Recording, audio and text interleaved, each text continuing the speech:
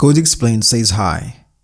Today we're going to create a scientific calculator using JavaScript.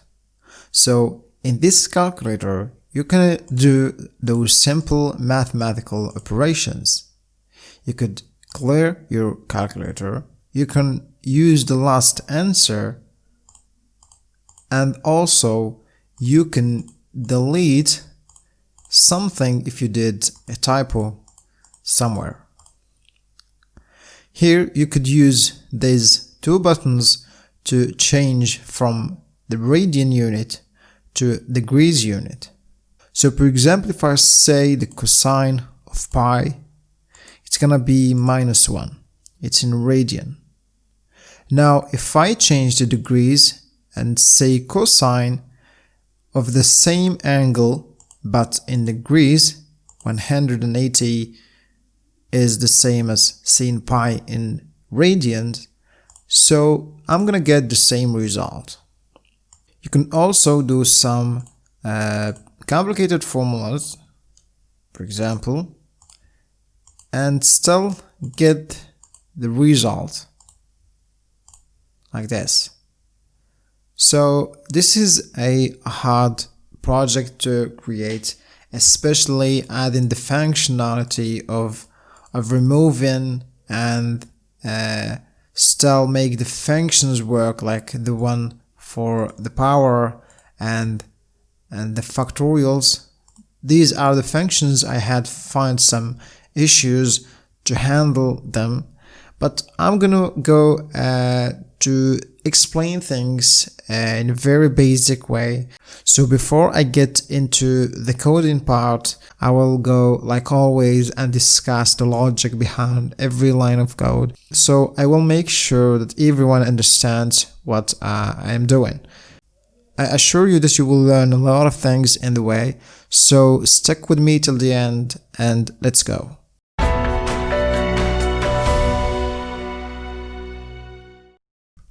So let's talk about the HTML part. Our calculator will look like this. So here we have an output element, and here is the input. And at the output we have where we show the operation to the user, and another element to show the result when he clicks on the calculate button. So the element we're going to need are a container, right? Then our output and the input. Inside the output we have this operation element. Inside we have a div with the class name value, so that's where our operation goes. And also the result here, it has a div with the class name value, and it is initiated with 0. So when we first load our calculator, it shows a 0. Now to select those elements, we're gonna change, so we need to change the inner HTML of the operation, the result, and the input. So we need to select all of these three elements. So for that we're going to use the querySelector method, and this method here takes in the class name of the element. So for example here, operation, we're gonna call it output operation element, and we're going to say document.querySelector. The class name here of the operation is operation, so it's that operation and then that value. The same for the result is going to be that result, that value, and for the input is going to be just that input, right? So you can see here that inside the input element, it's empty, it has no other elements there, so there's all these buttons here. We're going to create them using JavaScript. So we're not going to type in them in the HTML code or file. We're going to create these elements using JavaScript. So let's talk about creating the buttons. So to create the buttons, we need to create an array called calculator buttons. This array will contain all the buttons here for our calculator. So each button here, each button is an object which has 4 properties. The first one is the name of the button, its symbol, its formula, and its type. So for example here for the delete button, it's gonna be delete, the symbol, it's gonna be this symbol here. So what we show here on the button is the symbol of that button. Then the formula is gonna be false or an empty string or nothing. The type here, it's gonna be a key. Another example here is the one for the multiplication or any one of these operators. So the name is multiplication and the symbol here is this cross symbol and the formula is an asterisk.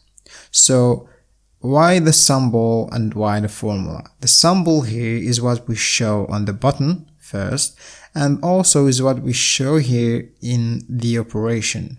So when the user clicks on 5 times 4, we're going to show 5, then this symbol here and then 4. But in the background for our JavaScript code to work, we're not going to use this symbol here. We're going to use an asterisk for the multiplication operation instead. Now for the type here, it's going to be an operator. Then we have other types of buttons like a number here. Also we have a calculate button. So symbol is this symbol, the formula, and the type is going to be calculate. Then we have these functions here, these trigonometric and this inverse trigonometric functions. So for example, the name here is cosine and the symbol is also cosine, but the formula in JavaScript to call the function cosine, you need to use the math object that cosine. So the type here is trigo functions. So these 6 here are all trigonometric functions. For example, for pi and e here, an answer and the percentage symbol are all numbers, are all of type numbers. And then these functions here, all these other remaining functions are just of type math function. So you get the idea. Now how to show these buttons to the user interface. So here each row, we will call this a row, each div with the class name row has 8 buttons in it. And all of these are also just rows, just divs with the class name row, and each one of them has 8 buttons. So the number here of buttons are 8. This is a constant. We're not going to change this at all therein creating the buttons. So buttons per row equals to 8. Now I will need to go to my calculator buttons array and use a forEach method, a for loop if you want to. So for each button, this is what I'm going to do. I'm going to the first button. Remember, a button inside our array calculator buttons is just an object that has properties, name, symbol, formula, and type. Now the first button in our array, its index is 0, right? Now we will go and create first the row in our input element. So remember, the input element is still empty. So I'm going to push a new row to that input element, and after that I will need to select that row. I'm going to select the row using the querySelector that takes in the class name of that element. And then after I selected the row, I'm just gonna go and add to its inner HTML a button from our calculator buttons, or this button here, this actual button. And here I'm using a plus equal sign because we need to keep adding all those buttons to the same row. Here I'm going to use the button tag, and here the button has an ID, and this is really important to remember. The ID here is just the name of the button. So I'm going to say button.name here.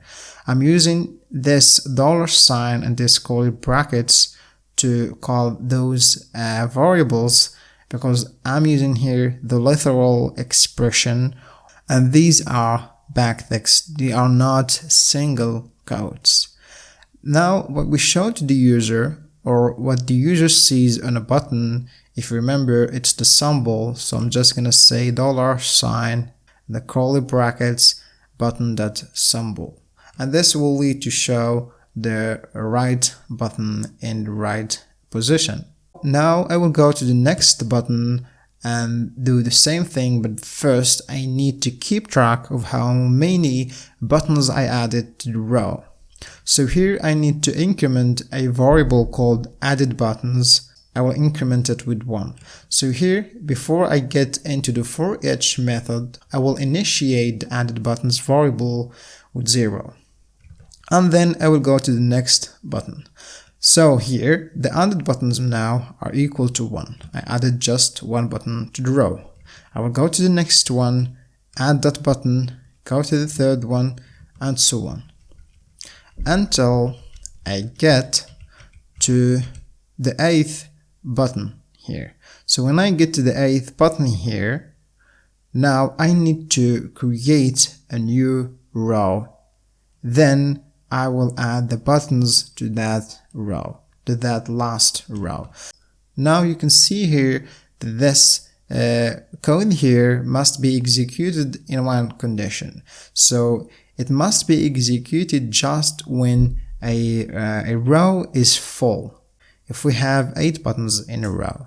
If we don't add a new row to our input element.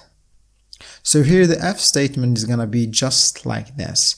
We're going to say added buttons modulo the buttons per row equals 0. So if this is true, then we make sure that the row is full, and then we need to add a new row to that input element. So the added buttons, when we first get into our forEach method, the added buttons here is equal to 0 modulo 8. So 0 modulo 8, it's the remainder of the division of 0 divided by 8. So 0 divided by 8, it's 0, and the remainder is gonna be 0. So this is true when we first get into the forEach method. Now, after adding those 8 buttons, now the added buttons is 8. 8 modulo 8, it's the remainder of the division of 8 by 8. So 8 divided by 8, it's gonna be equal to 1. And the remainder of the division is 0. So here I need to add a new row. Now a new row is added here. Now the next button, I need to add it to the last row, not the first one. Because if you remember, these rows here, or all the rows, are divs with the same class name row. So if you select the row this way here, you will always select the first row. So instead we need to select the last row, which means I'm going to say here that row last child. So this way here, I'm going to be sure that I selected the right row. Now the next element or the next button will be added just in the right place, and we keep going to the next elements and so on. Now that I showed all the buttons to the user interface, now I need to target the buttons. So when the user clicks on a button, I need to know which button the user clicked on, and then I will do what I have to do with that button. So one way to do that is to add an event listener to each button, which means adding 40 event listeners for each button, which is not a practical way of doing so. So the way I will do this, instead, I'm going to add an event listener to the whole element, to the input element, not for every button there. So if I add an event listener to the input element, and then I take a look on the click event in my console. So for example, if I click inside my input element, somewhere here, and I take a look on the event inside my console, I will get something like this. So you could see here that it's a click event, and it says here target buttons client X, these are some properties. But the one we need is this one, target. So it says here, you clicked on a button, right? All of these are buttons. Then this sign here tells you that its ID is division. So I know for sure that I clicked on this button here, on this operator here. So to get to this property here, all I need to say event.target this property here. Now I will set this to a constant called target button. Then inside my calculator buttons, I will need to search for the button I clicked on inside it. So I need to use a for loop or a forEach method, and they will go through all the calculator buttons array and search for the one I clicked on. Remember, the only link between these buttons here and these objects inside my calculator buttons, these elements, is the name and the ID. So when the button.name is equal to the target button.id here, the ID of this element, then it's the one we clicked on. So if this is true, then I will call a function called calculator button. The calculator function here is the function that actually makes our calculator works. Remember, the button here that our function here takes in is just an object with the 4 properties here. Now let's talk about our calculator functionality. So how does our calculator functions? So we said that when the user clicks on a button, we send the object, or we send an object to our function calculator. And then based on the button type, we will do what we need to do. So the button type could be a number, an operator, a math function, a trigger function, or key, or a calculate button. When it's a number, what we need to do? When it's an operator, what we need to do? So each time we're going to do something different. But in general, what we need to do is to save first what the user did, or what the user typed in. So we need to save or keep track of all the buttons the user clicked on. So we need to save these data inside an object called data, and the data object here has 2 properties. The first one is an array, which is called operation, and the second one is formula. So here, when the user, for example, clicks on a number, we're going to push that number into the operation array and the formula array. But we need to push the symbol to the operation and the formula of that button to the formula array using the push method. So here, the symbol here, for example, goes to the operation, and the formula here goes to the formula array. You know exactly why.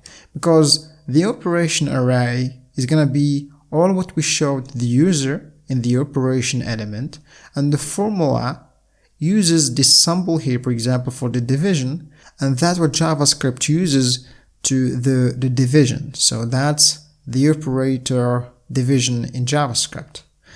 Now we're going to do exactly the same thing with operators. So we're going just to push the symbol into operation and formula into formula array. The math function, it's not going to be the same, but in general, always the symbol into operation, the formula into formula.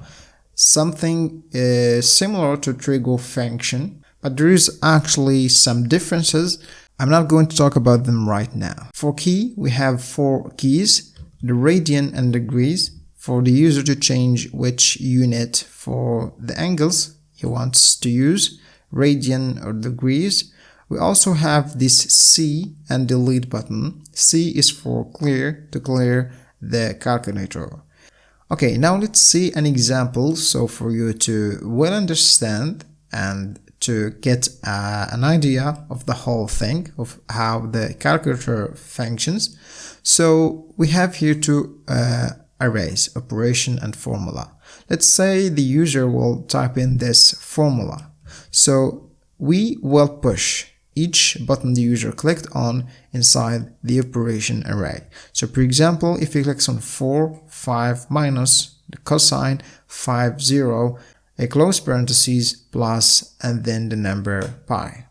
So this is how it will look like in our operation array, because we always push just the symbol of that button. In the other side, this is what we will push into our formula array.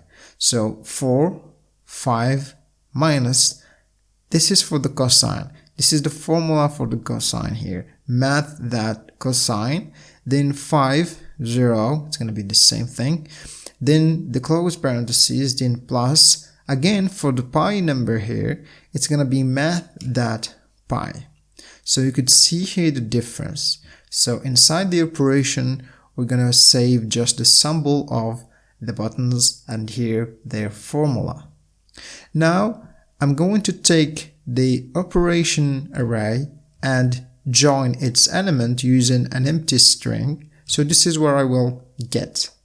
And now I will go and change the inner HTML of the output operation element to this line of code here. And so I will get this operation show to the user interface.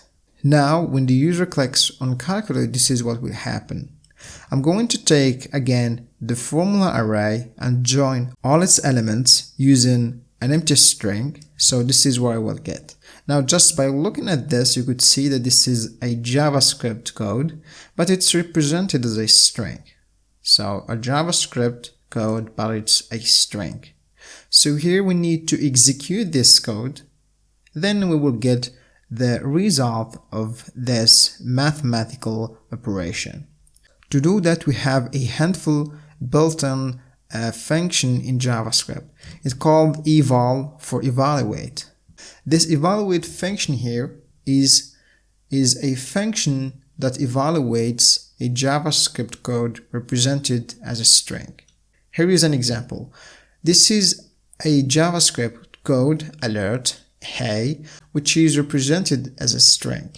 Now, if I pass this a JavaScript code represented as a string to my evaluate function, this will lead to show this box here, or this alert box that says hey. So evaluate will just go and take in this string and evaluate it as a JavaScript code. And then the evaluate function will calculate this mathematical operation, and then it will set that to the inner HTML of the output result element. And this is how the user gets the result of its mathematical operation. Now, when the user clicks on see clear, we simply go and set the formula array and operation array to an empty string. But when he clicks on the delete button, all what we need to do is to remove the last element of our operation array. So we need to remove, of course, the last element of the operation array and also the formula array. To do that in JavaScript, to remove the last element of an array, we will use the pop method on both the arrays, formula and operation. So this will lead in this case here to this. The formula array and the operation array all ends with the same button. So the formula array and the operation array are always kept synchronized. Now for the Trigo function, it's going to be simple, right? We don't have any complications there, but for the math functions, we have a complication there, which we need to talk about right now. So the complication is like this. So let's say you're in your math class, or for example using our calculator or any other calculator, and you want to calculate this operation here. So you will say 20 plus 2 factorials plus 4 to the power of 10. You could write it like this also. So in our case, this is our math functions, and this is where the complication comes from. So in JavaScript, this formula, this same formula, you will write it like this. So you say 20 plus, the factorial here is a function, so you need to write the function first, then 2, the argument, plus the method power, a built-in function, then 4, the base here, and then the exponent 10. So the difference here between how you will write the formula in your math class and how you will write the formula in JavaScript will lead to what I call a complication for creating our calculator. So let's see an example here for you to well understand what I'm talking about. So let's say we have this operation array, right? Well, we save just all the symbols, and the formula is where we save all the formula of the buttons. So 20 plus here, 20 plus here the number, then 2 factorials. So I will click on 2, so 2 goes to the operation and 2 goes to the formula. When I click on this symbol on my calculator for factorial, this will go to the operation and this will go right away to my formula array. So you could see here that these are reversed here, but here they are not. This is what will lead to a problem. Here, when you click on plus, then it's gonna be plus. Then you click on 4, it's gonna be 4.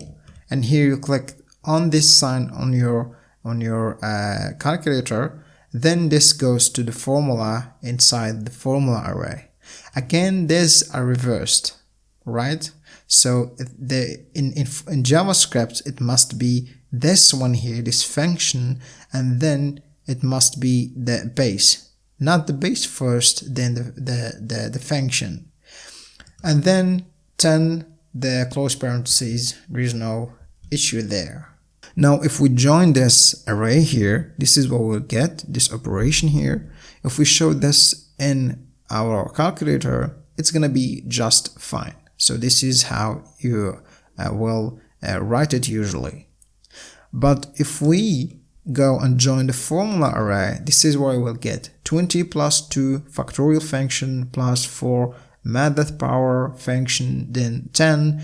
If I click on calculate and run this code or execute this code, this will lead to a syntax error.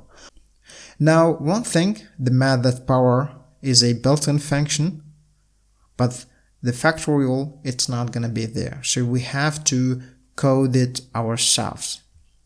So I'm going to create a function called factorial that will take in a number. To calculate a factorial, for example 5 factorials, we will say it's equal to 5 times 4 times 3 times 2 times 1. So it's simple to calculate the factorial of an integer.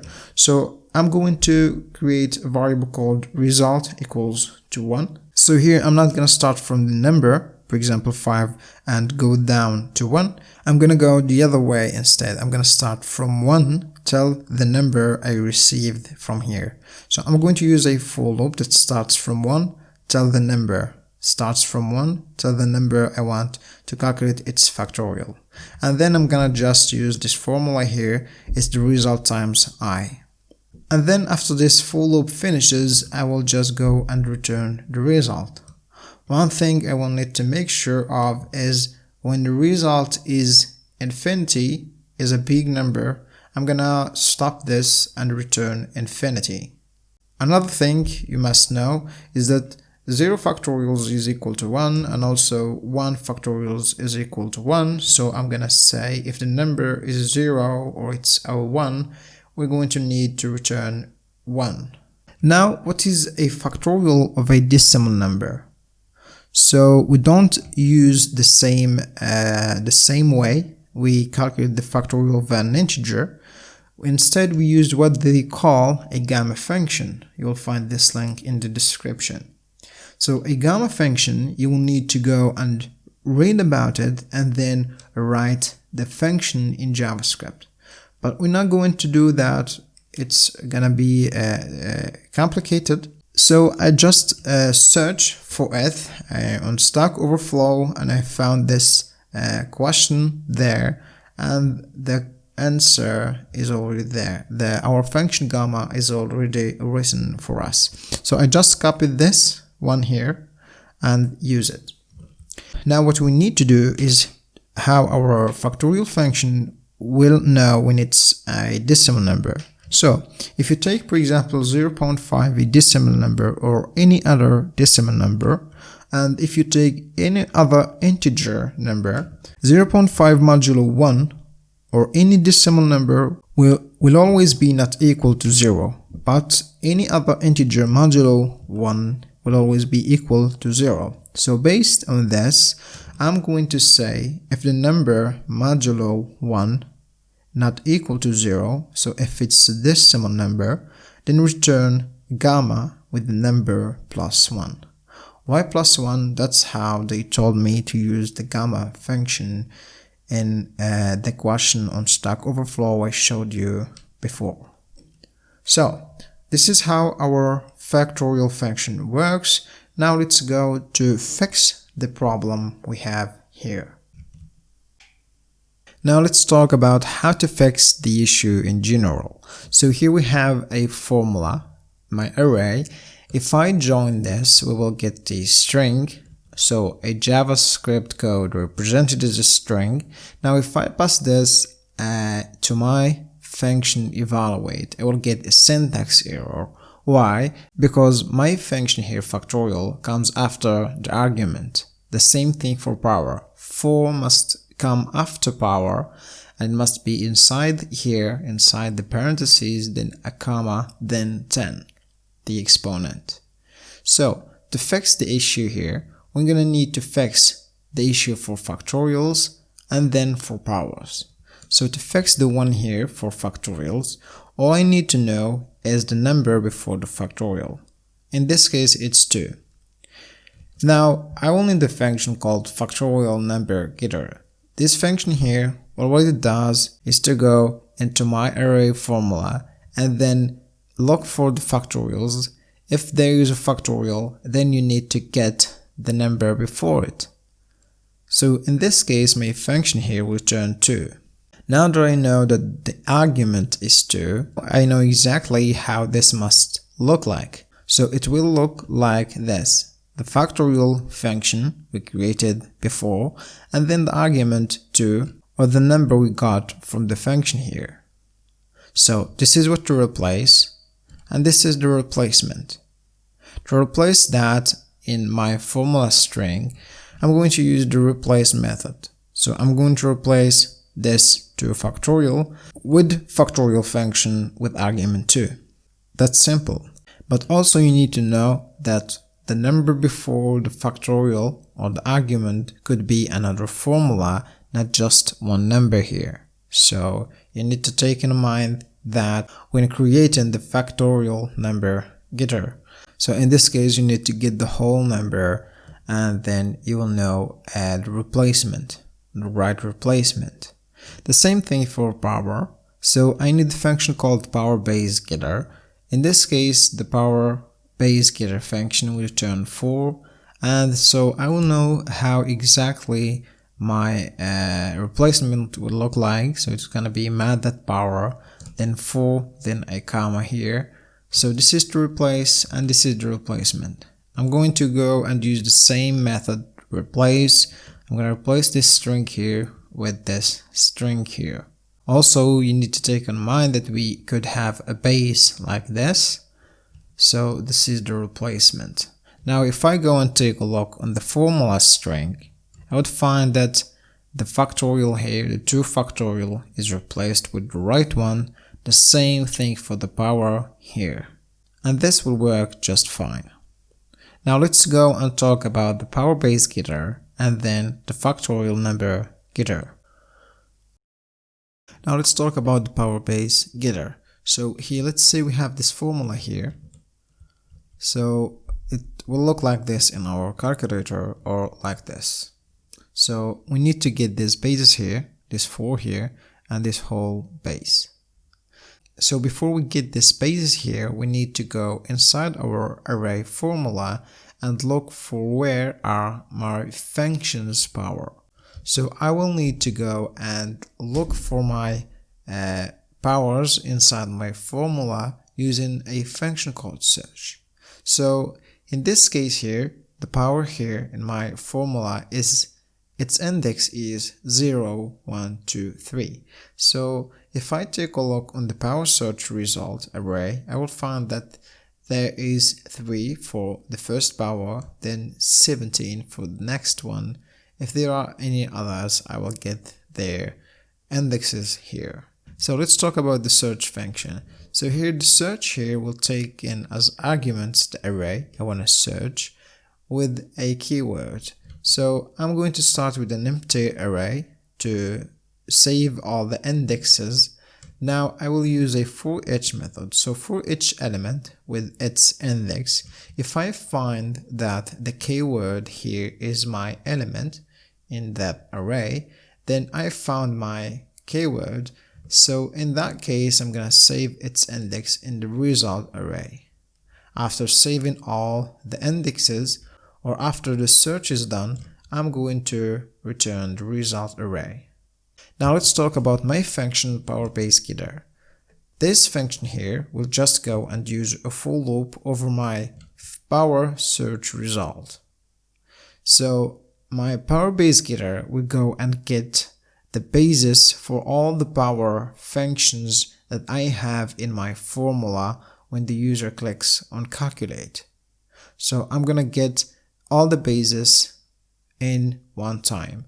So that's why I'm going to use a for loop. I'm going to go for the first one, then the next one, and so on.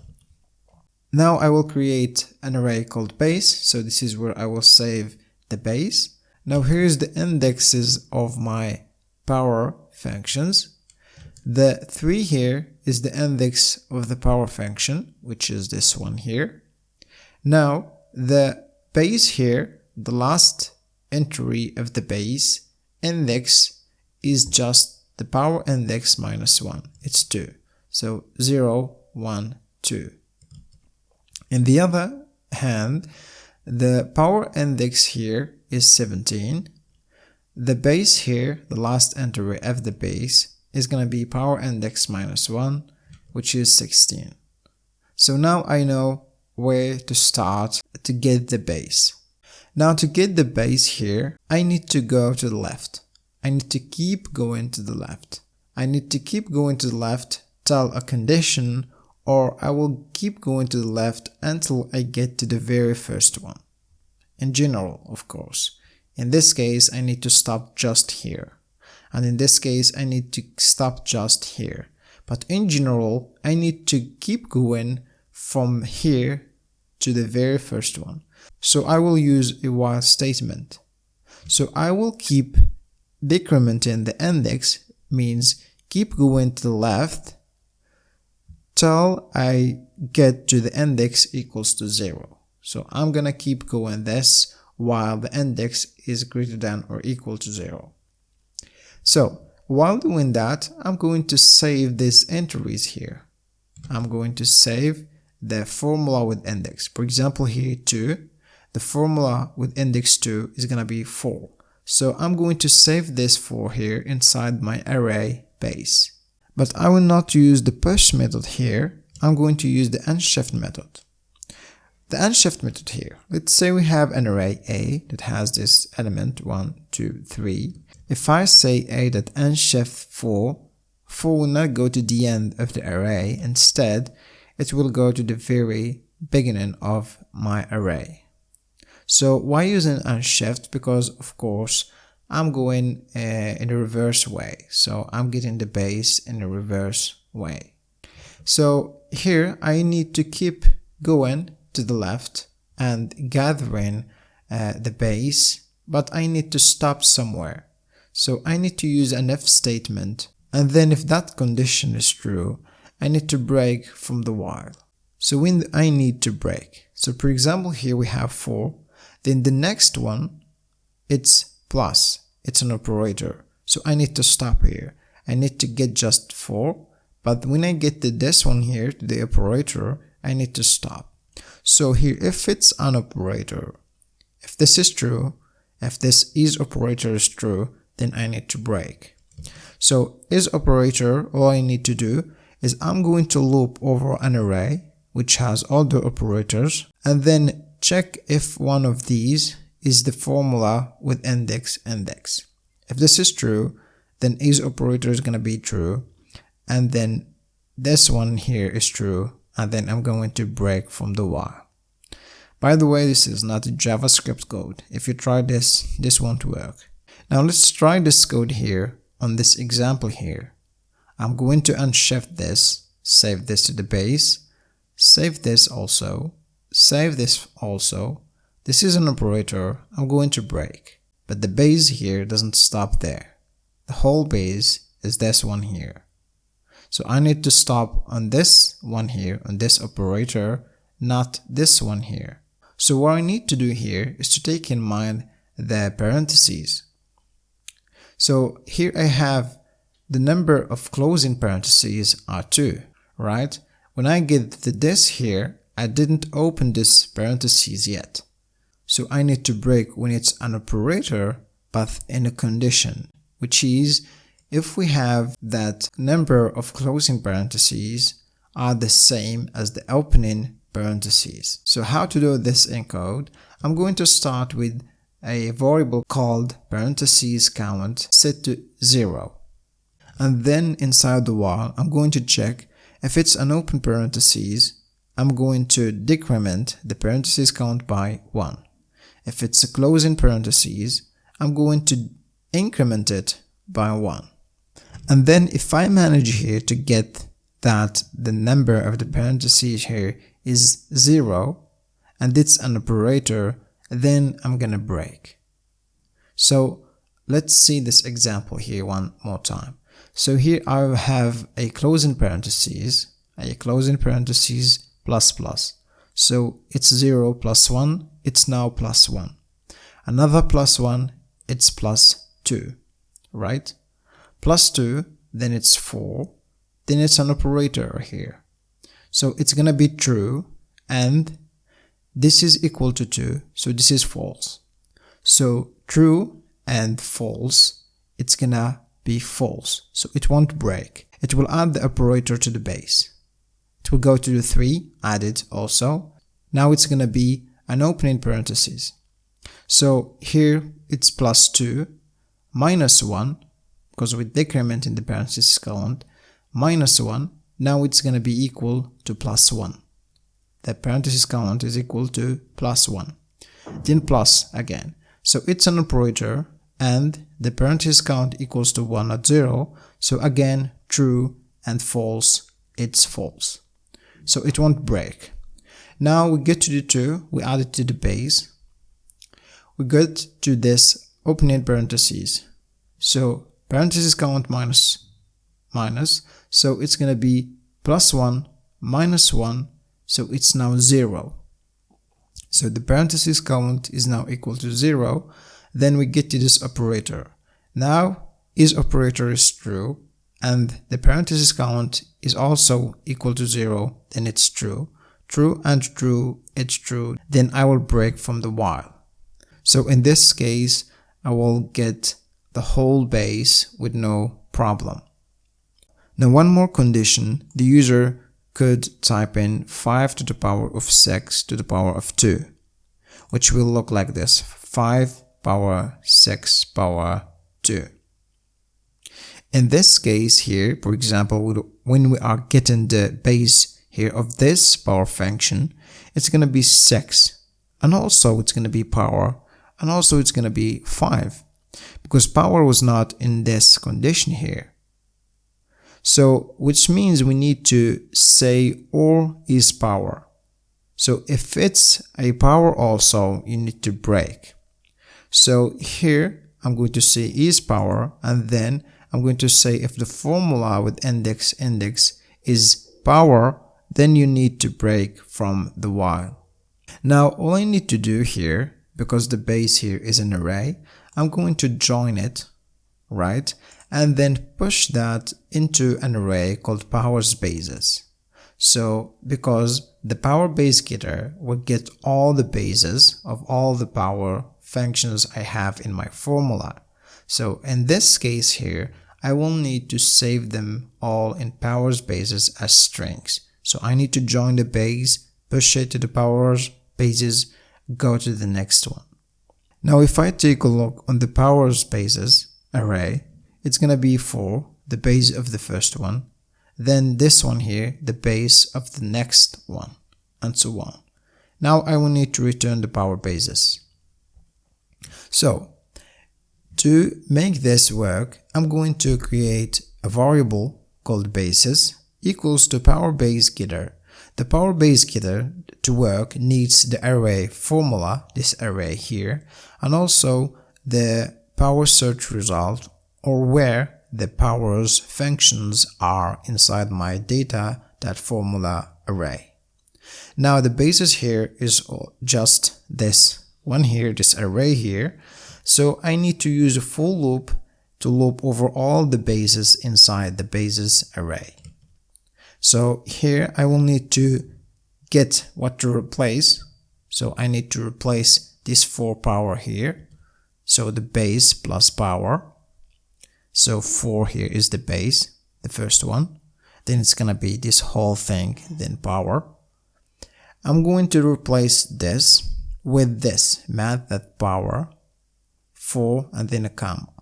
So the replacement will be the math.power plus the base here 4, or this one here, plus a comma.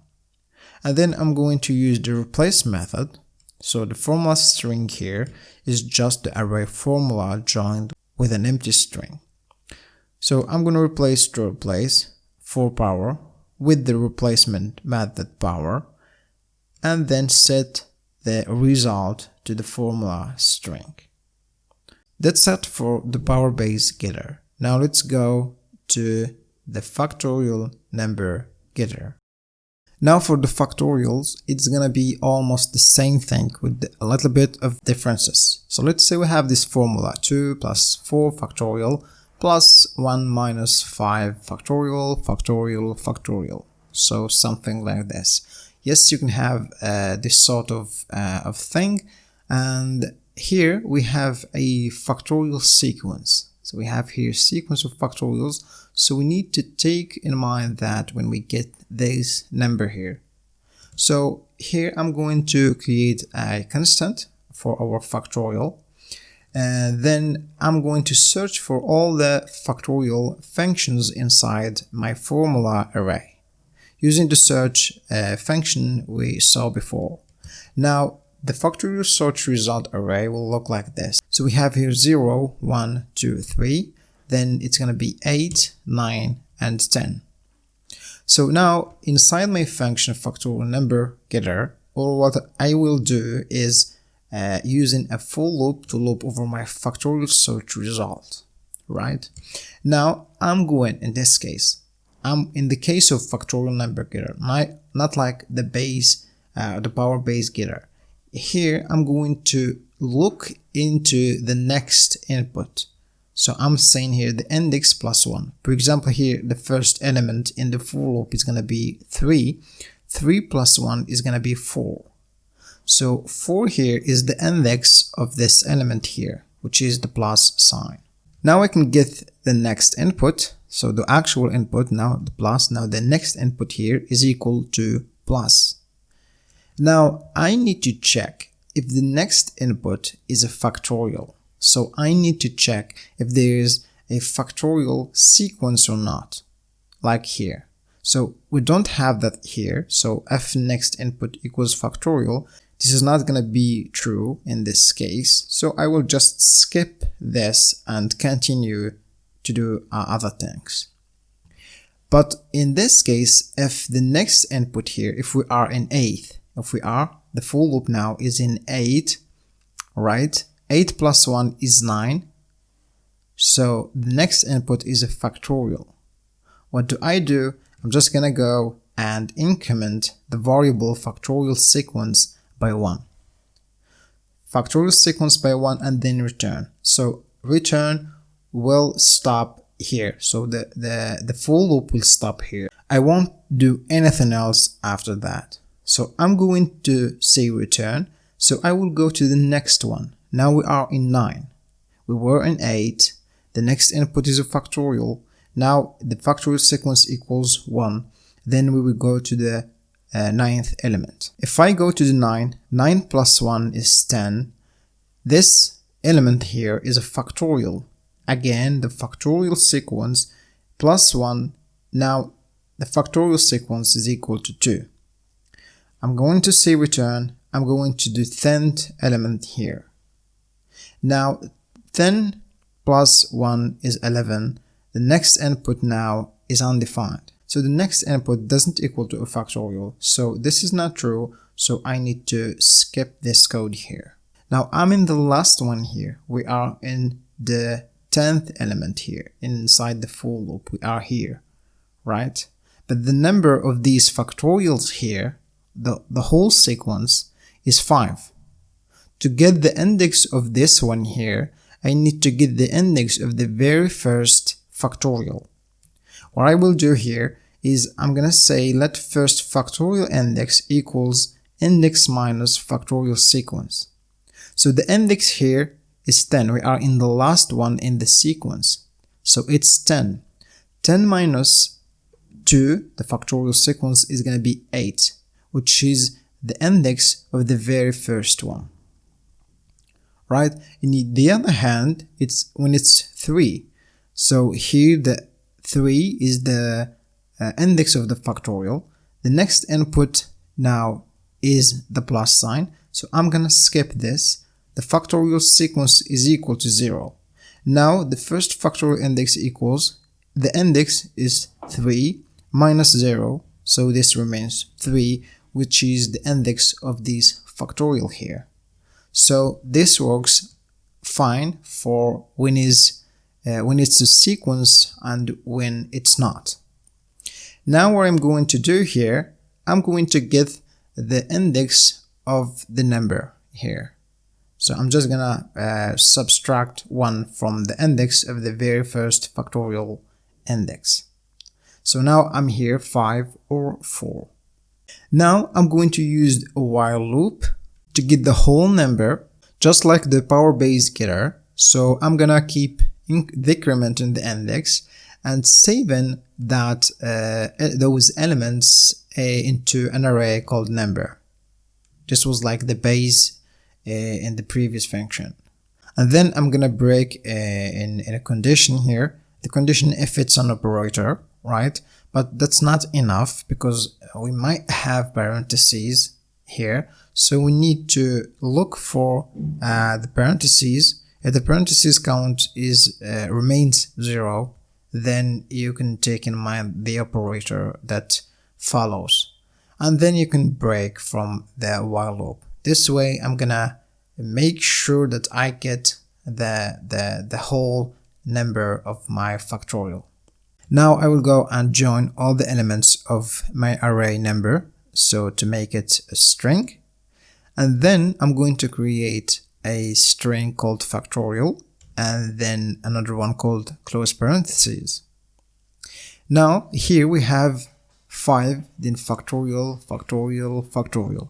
This is repeated 3 times, right? So here I'm going to create a variable called times. Times is given by factorial sequence plus 1. If you remember here, the number of the factorial sequence is equal to 2. Then 2 plus 1 is equal to 3, which is how many times the factorial here is repeated. In this case, the factorial sequence will be equal to 0. So factorial sequence 0 plus 1 is going to be 1. So here the factorial is repeated just 1 time. Now what I'm going to do is to create what to replace inside our formula string. What do I want to replace? I'm going to replace the number string, which is going to be 4 or 5, plus the factorial repeated this amount of times. So factorial, if the times is equal to 3, like in this case, it's going to be 5, the number, plus factorial, factorial, factorial, 3 times. So repeat here is a method used on string to repeat them. Now the replacement is gonna be like this. It's gonna be the factorial here, the function we created, repeated how many times? 3, for example, in this case here. So it's gonna be like factorial, then factorial, then factorial.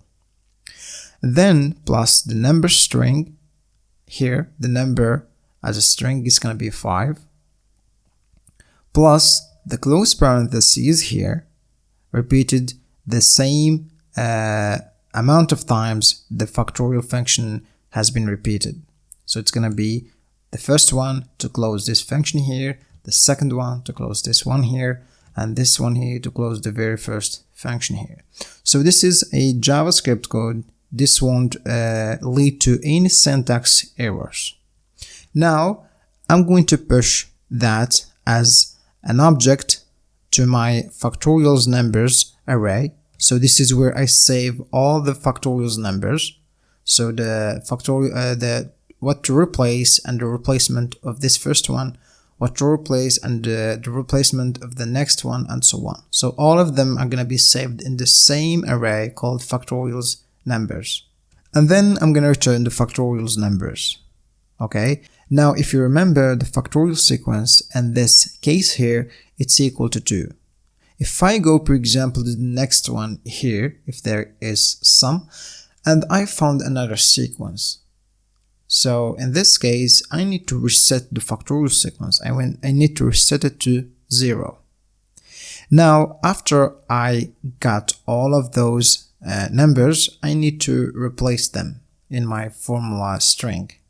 So to make this work, I'm just gonna go and create a variable and then call the function factorial number getter that needs the formula array, this array here, and the factorial search result, the indexes of the factorial functions. Then I'm going to use a forEach on that array.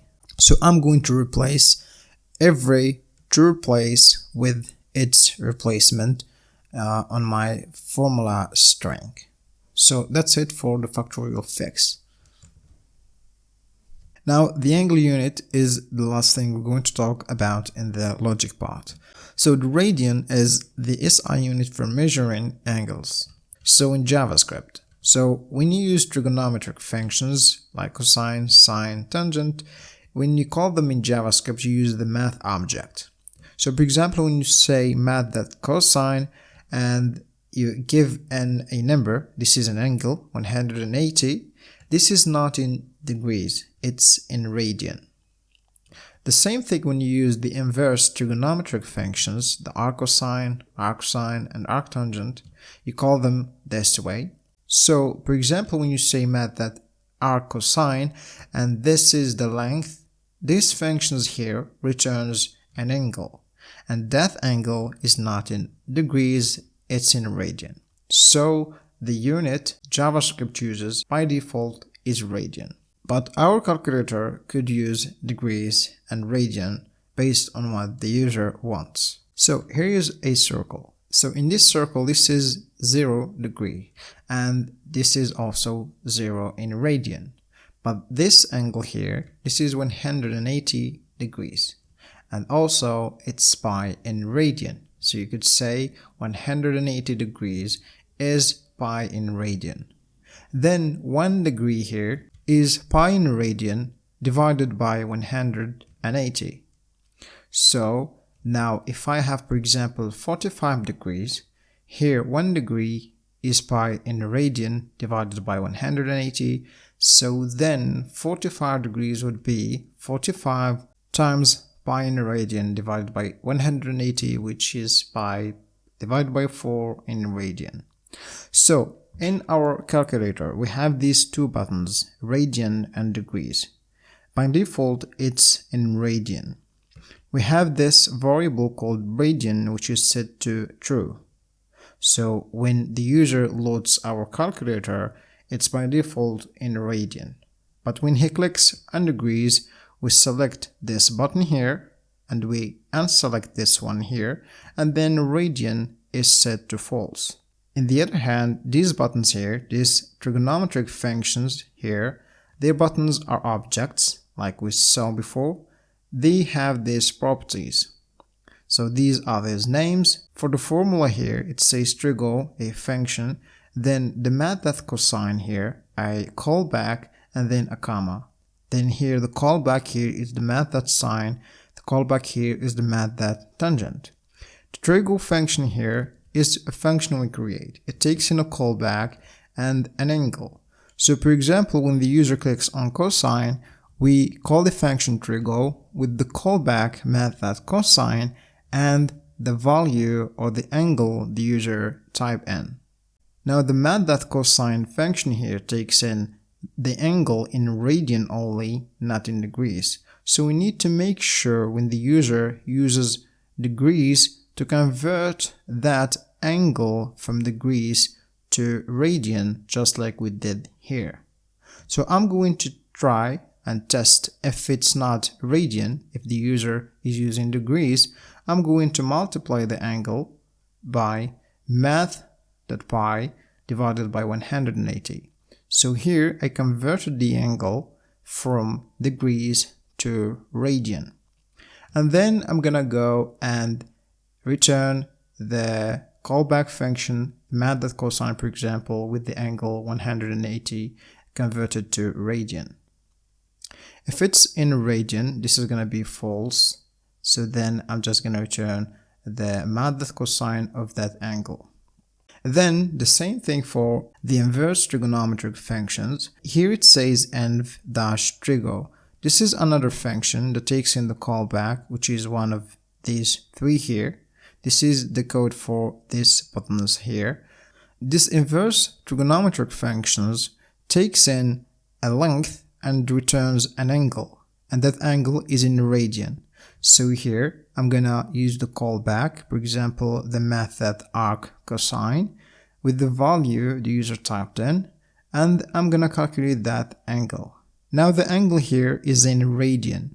If the user is using radian, I'm just gonna go and return the angle right away.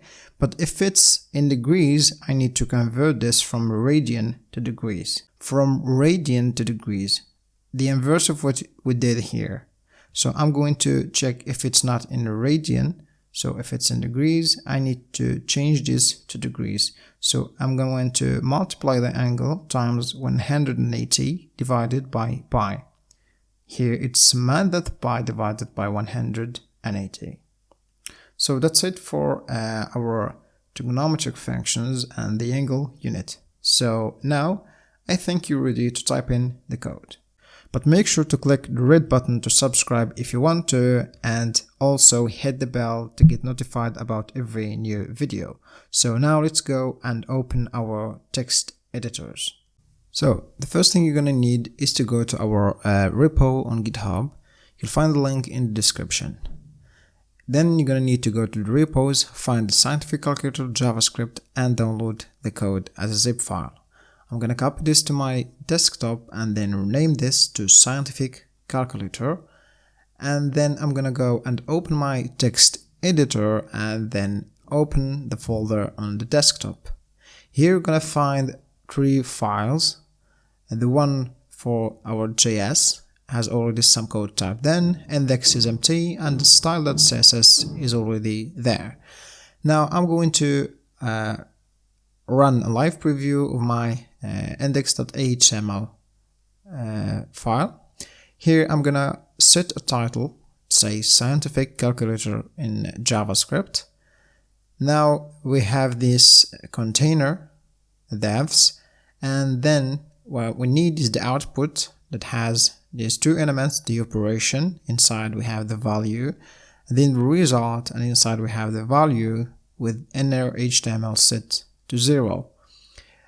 Then the input where the buttons were left. Now we have here to link our style.css file. Then we go to find the font I'm gonna be using. The font's name is gonna be Poppins. I'm going to choose the one regular 400, embed, and I'm gonna copy this code here into my HTML code. Now I'm going to link the script file, calculator.js. Now let's go to our JavaScript file. The first thing I need is to create or select the elements. I'm going to select the input element using the querySelector method, and then I'm going to select the output operation. This is where the operation appears in the screen of the calculator, and then here I'm going to duplicate this. It's going to be the result. This is where we show the result when the user clicks on the equal button, on the calculate button. Now we need to create some variables like the operators, the plus sign, minus, and multiplication and division operators, and then the power here, and the factorial one. And then I'm going to need to create the object data to save our calculator data, the operation array, and the formula array. Now I'm going to need to create the function to actually make the buttons appear in the user interface. The function is called createCalculatorButtons. We have 8 buttons per row, and the added buttons now is set to 0. Now I'm going to use a forEach method on the calculator buttons, and for each button I'm going to check if the added buttons modulo buttons per row is 0, then I'm going to need to push a new row into my input element. Then I will select the last row using querySelector. So I'm going to say that row last child, and then I'm going to add to its inner HTML plus equal sign a button with an ID, which is the name of the button, and the inner HTML is going to be the symbol and the closing tag for button. And then I'm gonna increment the added buttons by 1 to keep track of how many added buttons. Now I'm gonna call the function. Okay, it says undefined because here I need to say symbol. Now you can see all the buttons. Now we need to create the answer variable. Now when we click on the input element, we need to listen to the user's click, so we are adding an event listener. The event here has a property called target to know which element we clicked on. Now to know which button we clicked on our calculator buttons, we're going to loop over the array and check if the button.name is the target button.id. If that's so, we send that button object to the calculator function. Now let's go and create the calculator function. The function takes in the object button. I'm going to console log that. When I click on a button, you could see in my console the object for that button. Now we have, I guess, 6 types of buttons. It could be an operator, it could be a number, etc. So we have like 6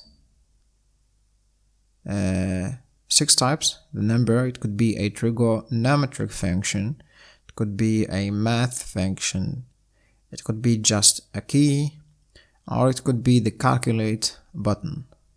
If it's an operator, we're going to push the button symbol, the operation array, or the formula of that button to the formula array.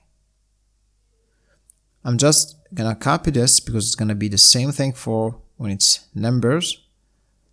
Then I'm going to update the output operation element using a function that we didn't create it yet.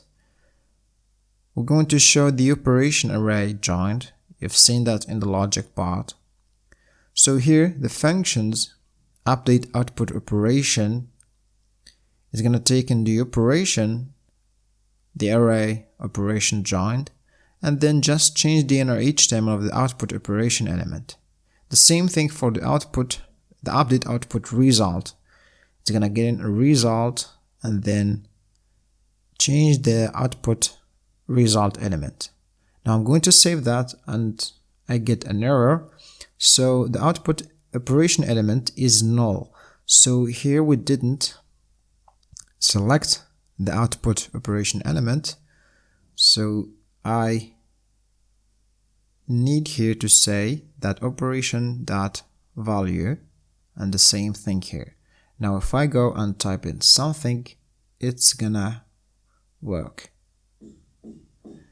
So here to calculate that, to calculate the user's operation, we need to join the formula to make it a string, and then use the evaluate function that evaluates that JavaScript code represented as a string.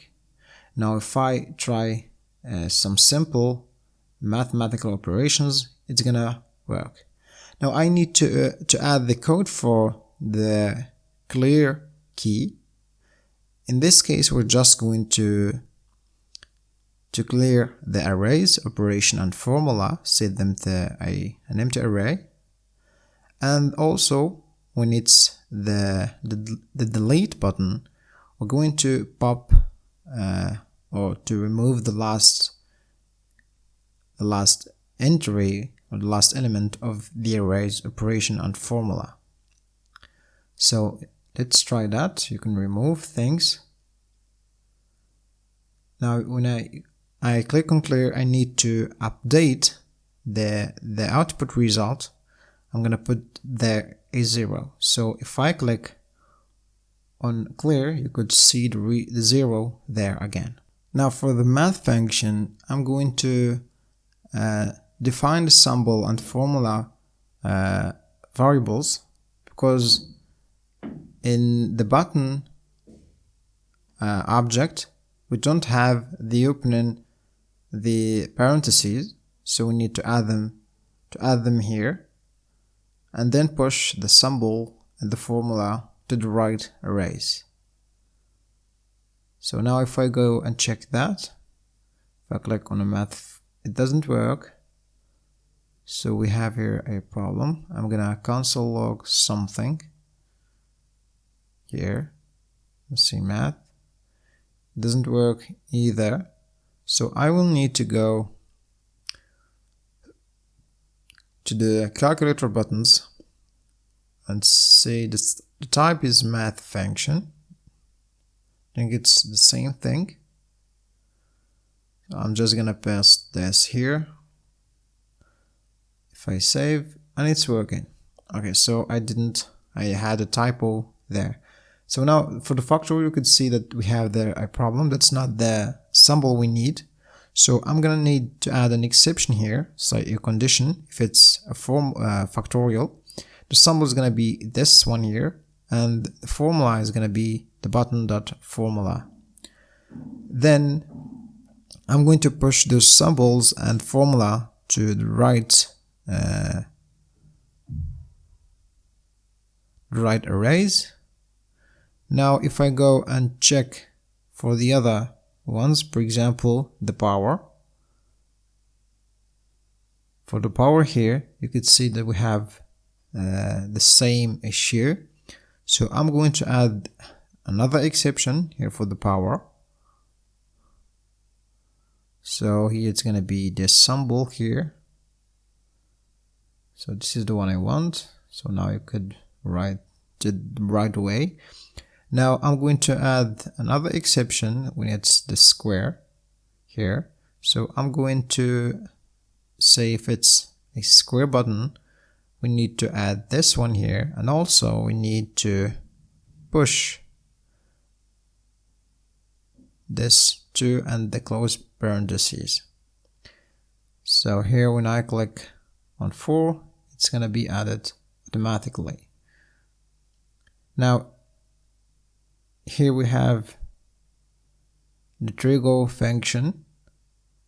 So we're going to push the symbol plus an opening parentheses, but for the formula we're just gonna push the formula of the button. That's it. Now let's go and create the functions Trigo and invert Trigo functions, inverse trigonometric functions. So you could see the Trigo function is not defined, and also the inverse Trigo is not defined. So I'm going to create these two functions here. Trigo, it takes in a callback and an angle. The same here for inverse trigonometric functions. It's going to be a value. So now I'm going to go and select or create the radian variable, and I set that to true, and then I'm going to select the radian button element and the degree button elements. So I'm going to create a function to toggle a class name between the two. So to select one and deselect the other one. So I'm going to use the toggle method here. I'm going to toggle this active angle class name. By default, the active angle unit is the radian unit. So if I refresh, you could see now that we select the radian button.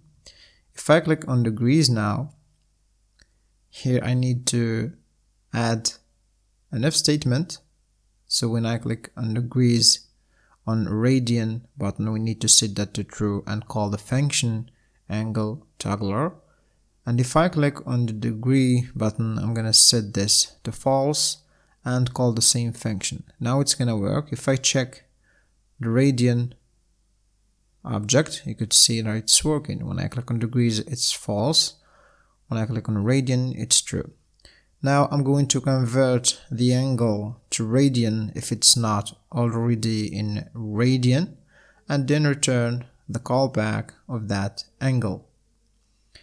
And then for the inverse trigonometric functions, we're gonna calculate the angle and then check if it's not in radian, then we need to convert it to radian and then return the angle. Now let's check that. Here I'm gonna say the cosine of pi is -1, that's true. Now the cosine of 180 in degrees is gonna be the same thing.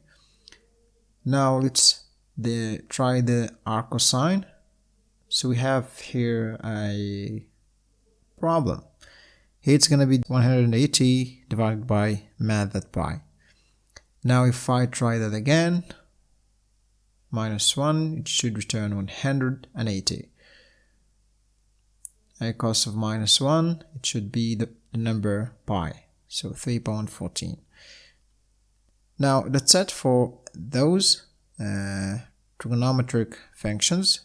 Now for the factorial function here, it's going to take a number. So if the number is 0 or if it's a 1, we're going to return 1. Then if it's not, we're going to set the result to 1 and start a for loop from 0 till the number we got. Then I'm going to multiply the result by I each time.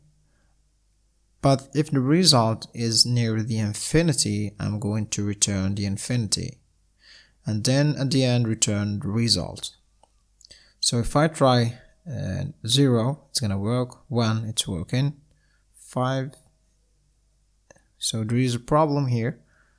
So I just need to start here from 1, not 0. Now if I try the factorial of 5, I'm gonna get 120, which is true. Now the factorial of a decimal number, it's not gonna work, so we need to add the code for that. So if the number modulo 1 is not equal to 0, it's a decimal number, we're going to call the gamma function. So now if I try the factorial of 0.5, this is what I get. Now I'm going to try that on the Google Scientific calculator to check if I get the same result or not.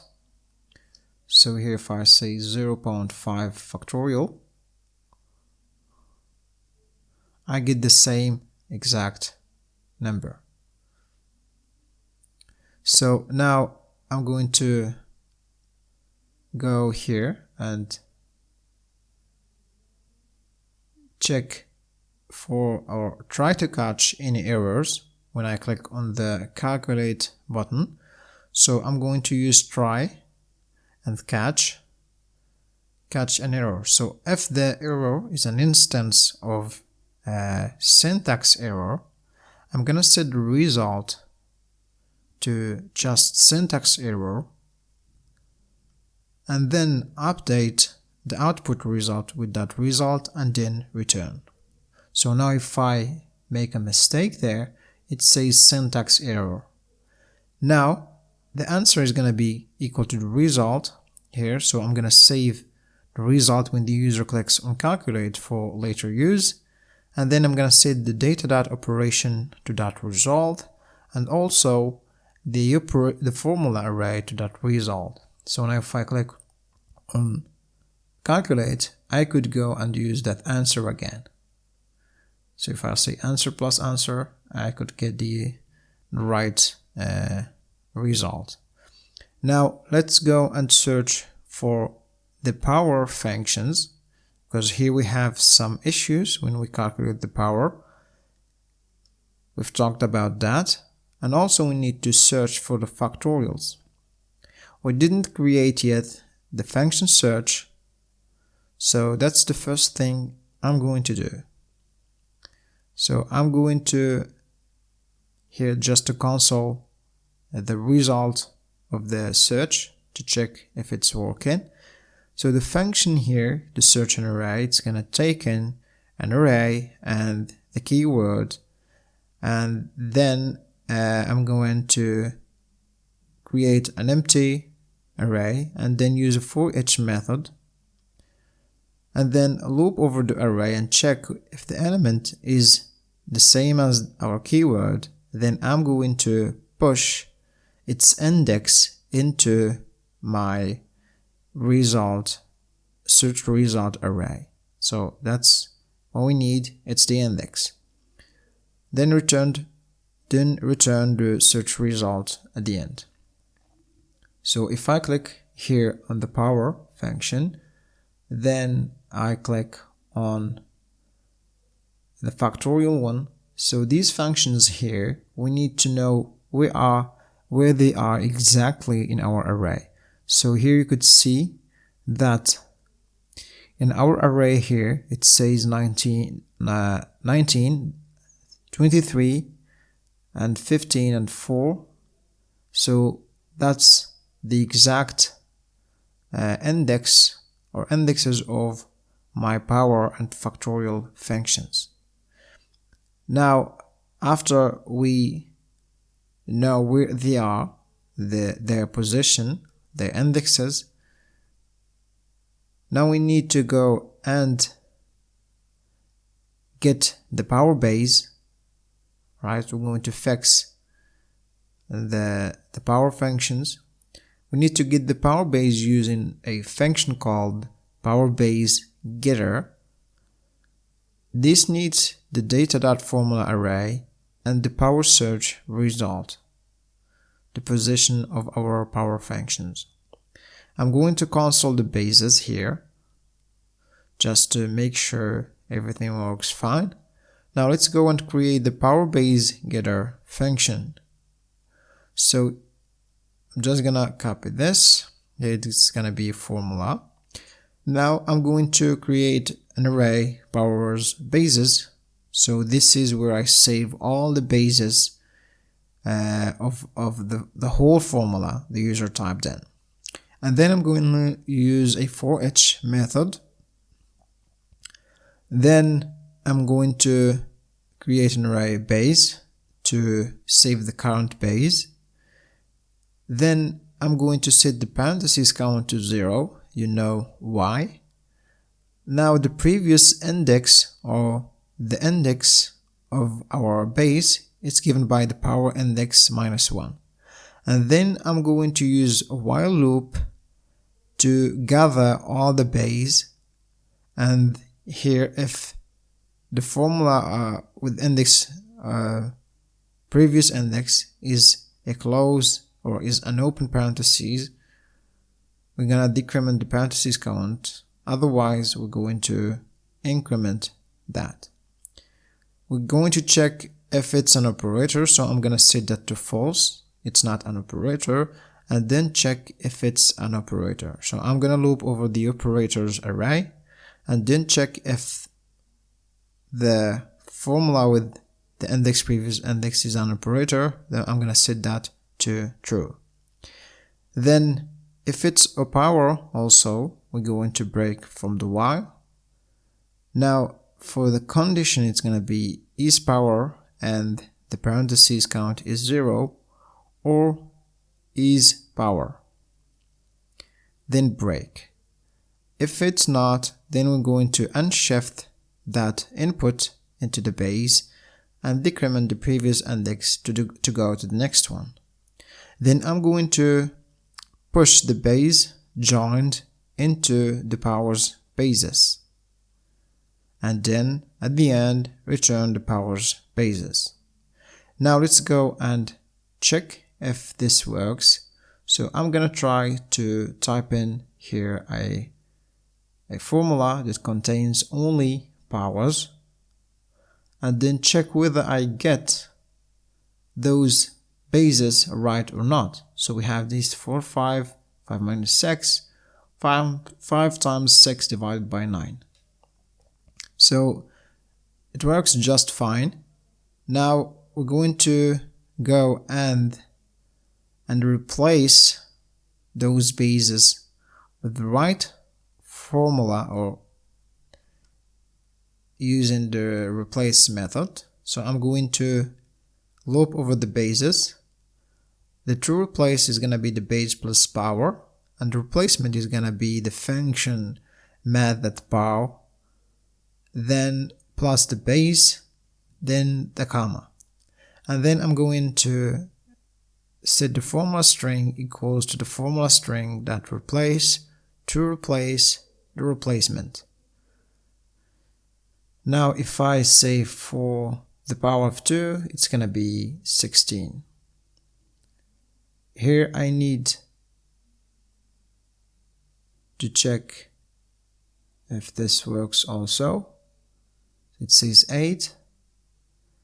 I need to fix this. So here I'm going to say return, because when I click on calculate, the operation changes. So now if I need that to be there when I click on calculate. Now I will go and fix the factorial issue also, like we did with the power. So get the factorial number and replace with the right formula. Here I'm going to look or get the numbers. So this is going to be factorial number getter. It's going to take in the formula array and the factorial search result. Here I'm going to console log those numbers. Now let's go and create the function factorial number getter. So the function here needs the formula array and the factorial search result. So I'm going to create the numbers array to save all the numbers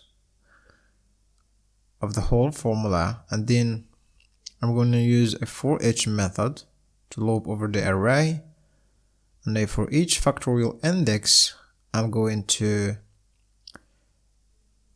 get its number. So I'm going to save the current factorial number here. Now we're going to check the next input. So I'm going to check if the next input is a factorial. So we need to check if there is a factorial sequence or not.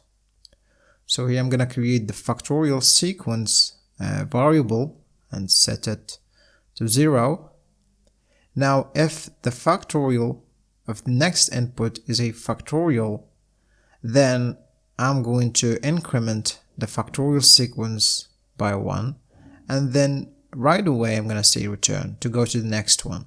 If it's not a sequence, then we need to get the number of the very first factorial index. So if there was a factorial sequence there, we need to get the number or the index of the very first factorial to get its number.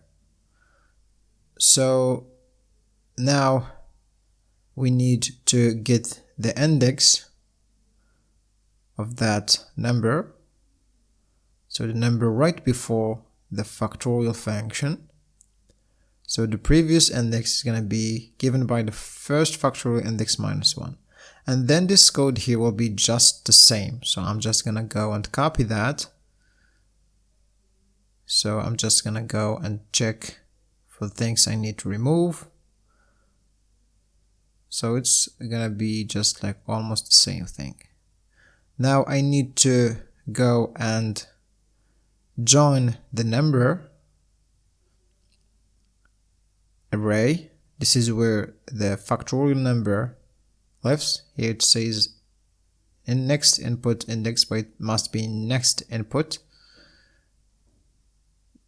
For the constant factorial, so this is our function. And we need also the close parentheses. Then the times here,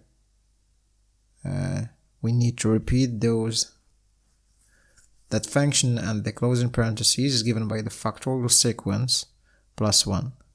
Now we need to replace the number string plus the factorial repeated times. Then replacement is going to be given by the factorial function repeated that number of times, plus the number string plus the close parentheses repeated the same amount of times.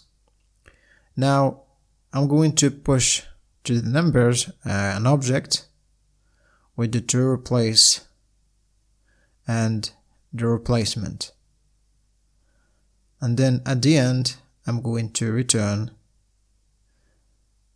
the numbers. But first we need to reset the factorial sequence to 0, so if there is any other factorial sequence in the future. Now let's go and check that. I'm gonna go and okay, so index is not defined. 401 line 401, so index, yeah, it must be factorial index. So it's good, it has to be factorial index here. I'm gonna hit save, go and check that again. Another error, base is not defined. 419 copy paste side effect. So this is not going to be base, it must be number.